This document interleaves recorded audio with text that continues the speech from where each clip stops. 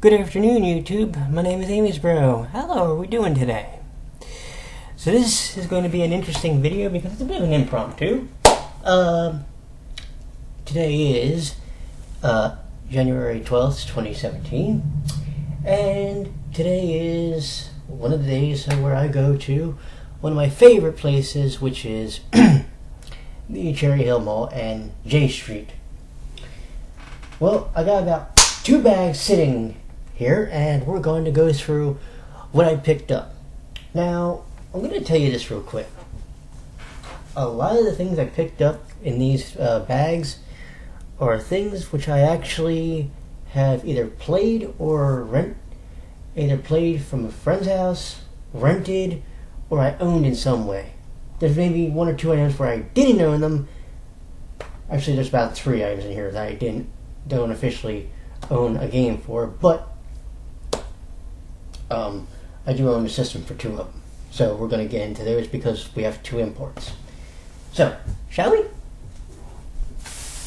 Let's see, we'll save... I have a bag that has 2 things in it, we'll save that for last. We got... Let's go through this bag first. Okay, where do we start? For the Sega Genesis 32X, Golf Magazine presents 36 Great Holes starring Fred Couples. Here's the story about this game for you, because virtually every game that I picked up has one. So, years ago, I owned a Sega Genesis with a 32X. It was at my dad's house. I've recently gotten rid of it, sadly. And that game was one of the first games that I owned. To this day, the hole that still haunts me is hole number 17, which I believe was at the TBC in Sawgrass, the island green. The hole which is like, not impossible, but it's pretty hard to hit and stay on because, wind and all that. It is a game where, it's not like the best game, but it was actually one that it was okay. Plus, my dad likes golf, so but that's that one. Next one. This is... I'll do it this way. Tecmo NBA Basketball for the Nintendo Entertainment System. There is a Super NBA Basketball, but this is the NES version. Up to 27 player competition because you can play with all 27 teams at a time. Full roster of 324 players, full 5-on-5 action, team and player statistics, programmable win-loss stats, regular reduced to short seasons, call offensive plays, timeouts, and overtime, substitutions, injuries, steals, blocks, penalties, battery backup, season saver. Kind of makes me wonder if the battery still works in this thing, to be honest. But this was one of the basketball games I actually played with my grandfather. Now, he actually was not a huge basketball fan, believe it or not. But we played this one, and we played almost all of them that came out for the NES. But we played this one, I'm going to show you another one that we played, but that one is notorious. And I'll explain why when we get to it in the bags. So, but that's going to be a minute, I think. Anyway, let's do this one next. This one is for the Sega Genesis, and it only was about $2. It has 32 collegiate national powers, and this is college football's national championship. And this is back in the days when the rating system looked like that. Remember that, kids? If you remember, and by the way, kids, yes, this is how thick the box is. If you remember, back in the day when we just used the polls to determine the #1 team in the nation, people were screaming that we needed a college football playoff system. Well, we have one now in 2017. This game came out in... Let me see if I can find the copyright. Probably not. I can't find it. Never mind. Anyway, this game came out, I want to say, early to mid 90s. And the engine they used was basically out of Joe Montana football, which, speaking of devil, I'll be showing you some Joe Montana in a second. But it was interesting because I believe they used the same Sports Talk engine from before with the same monotone voice.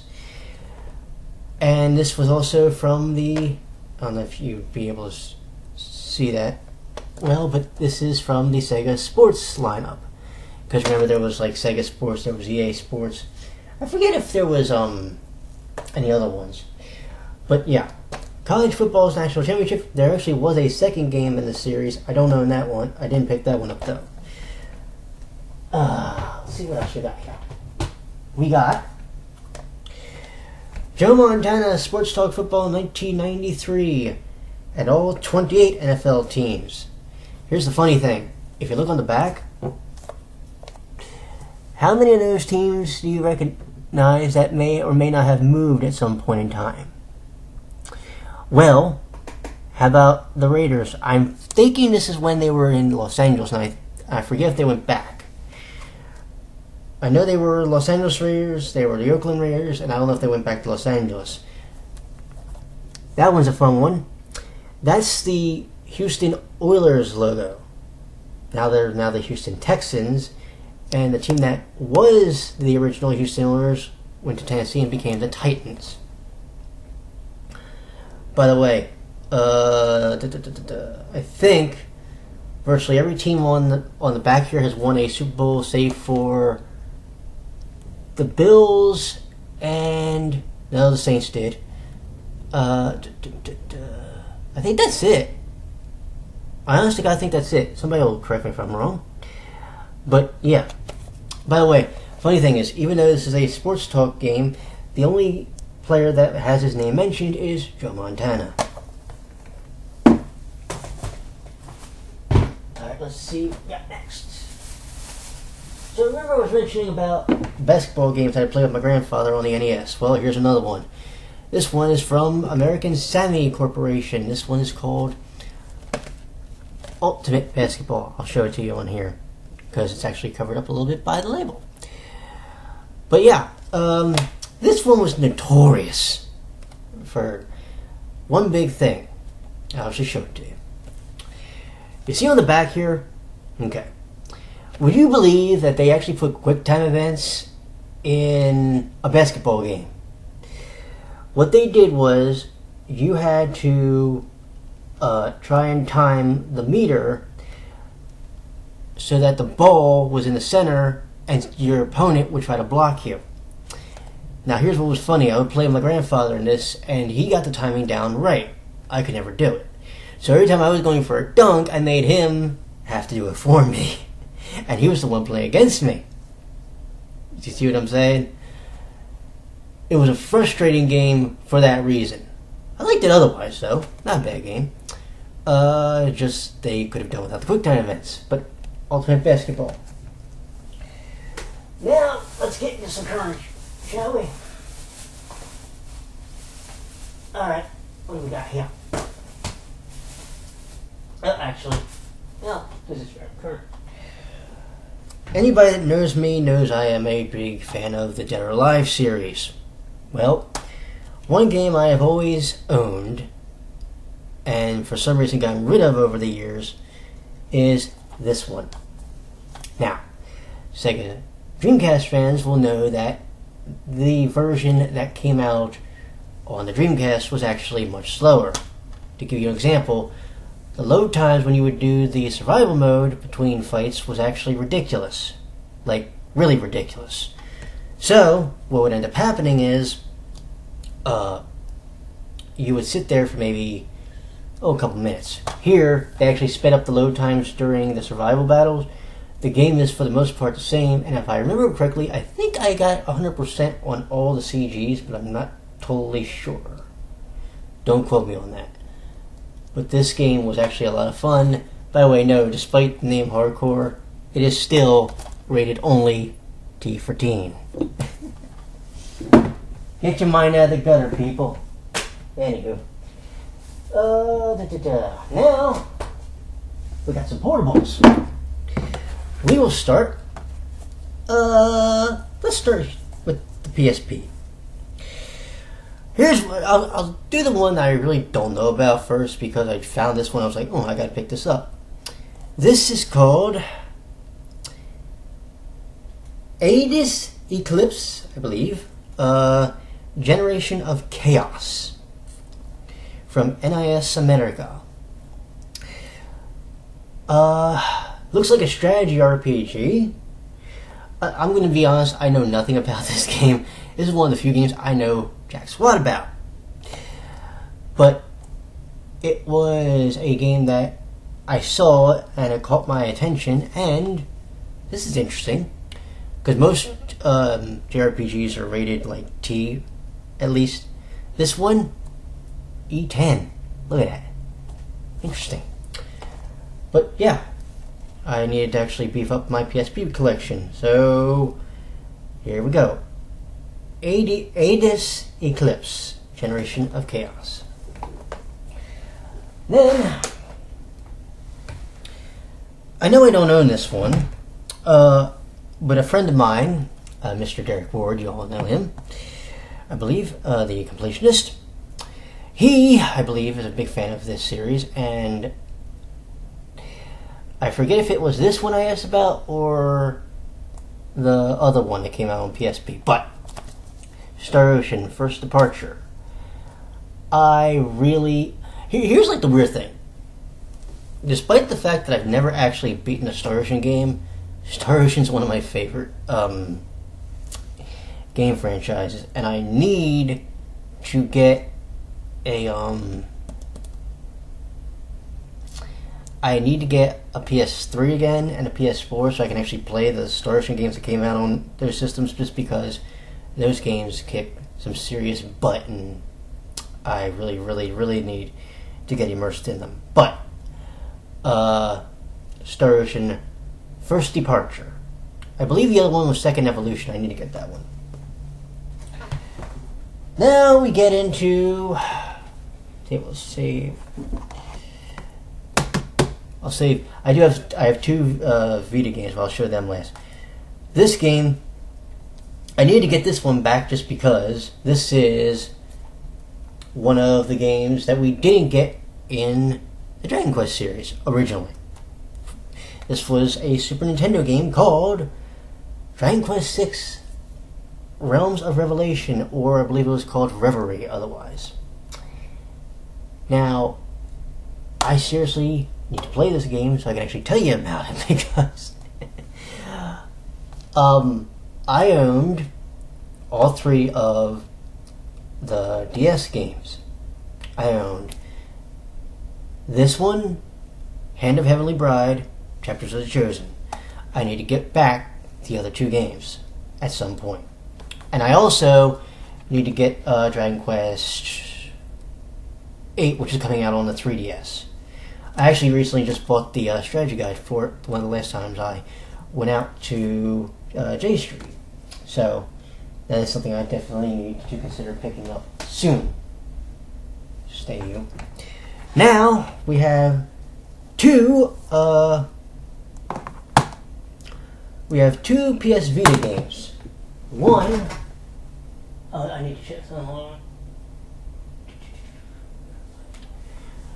One is the Japanese sequel for the Japanese version of the sequel of a game, and the other one is a game which I believe we are getting in English, but I'm not totally sure. This one is Trails of Cold Steel 2, which is rated B by Seto, which, for anybody who's curious, is basically E10 here. I still need to play the English version of Trails of Cold Steel 1. This one does, by the way, if you look very closely, it says, I believe, on the label, focus, damn you, Trails of Cold Steel 2. This one, and I will let you know, by the way, how these games are. This one is an interesting one. This one is rated D, or 17 plus. And this one, see, I don't know what this one's supposed to be. I know the other one's supposed to be a JRPG. This one, it looks like it's a JRPG with romance involved. I don't know. I'll have to look it up. But this is, I think we're getting this in English. Don't quote me on that. This is Valkyrie Drive for the PS Vita. It says on the label, and it's wrong, Valhalla Knights 3. That's incorrect. It is actually called Valkyrie Drive. It is rated D, and it comes to us from the fine folks at Marvelous Games. So that is that's 2 more games for my import collection.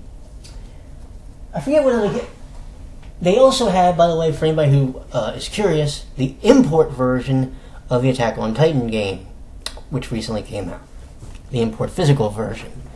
So if you're looking for Attack on Titan for the PS4 and you don't want to go through the PSN store, you can always look at your local retro shop, because if they carry an import section, which mine does, you can get it through there. So by all means, go check it out when you get the chance. I believe... Oh!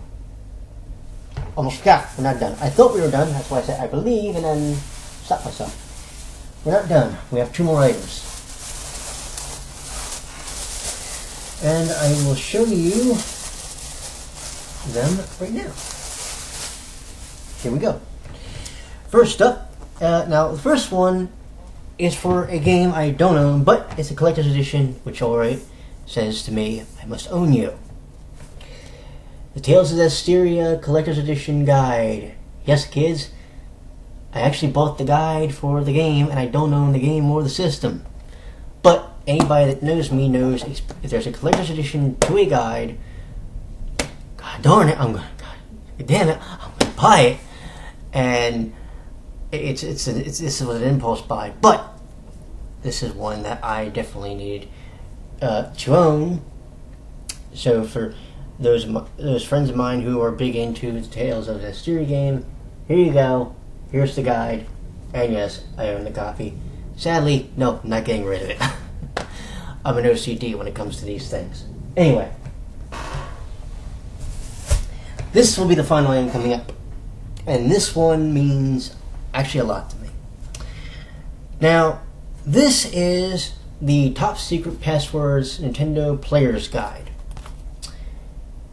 Now, I need to explain why this actually means something. In the old days, when I was a subscriber to Nintendo Power, I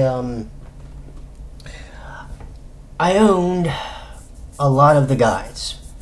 I owned that one. There was a Zelda one. There was one, I think, for Mario Paint that I may have owned. I also owned the 4-player extra one, the Ninja Gaiden 2, Final Fantasy, etc., etc., etc. Point is, I owned a lot of guides from the old Nintendo days. Well, this was one that I owned, but sadly I got rid of it. And in case you haven't figured it out, a lot of the games which I've picked up recently, they've specifically been games that, or guides, that were for games that I either currently own or I have the intention of owning. As far as the games go, they have been games that I've either rented as a kid, played with friends or with family members, or whatever the reason. The games almost always have a personal connection to my childhood when I was younger, because because of space reasons, obviously, I had to get rid of a lot of them. So, for me, going back and getting a lot of these older games and systems is a very, very, very important thing, and I think that's one of the big things I want to try and get across when I do these mega pickup videos from J Street or any retro shop that I come across in the area. But yeah, so that's all my pickups for now. And the next time I do one of these types of pickup videos will probably be in May when I go back.